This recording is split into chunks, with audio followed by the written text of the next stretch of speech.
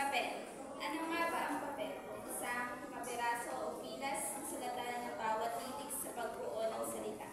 Isang mahalagang bagay na tuwang ng panulat sa pag-isla at pagwenta.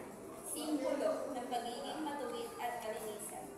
Ngunit ito ay isang pilas na madaling magusot at masira. Isang tuwid at malinis na pirasong hindi na maibabalik